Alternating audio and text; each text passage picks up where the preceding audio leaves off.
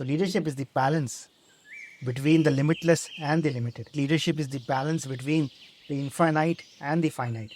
We are all finite. We all have our bodies, which are finite material things.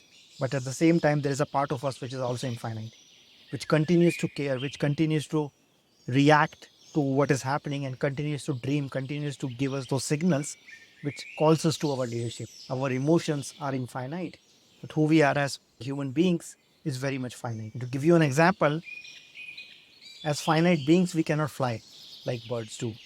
We cannot do so. That is our finite limitation.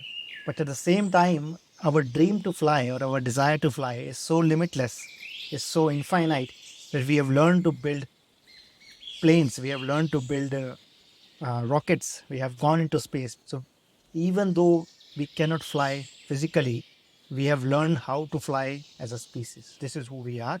But leadership is that balance between the finite and the infinite, between the limitless and the limited.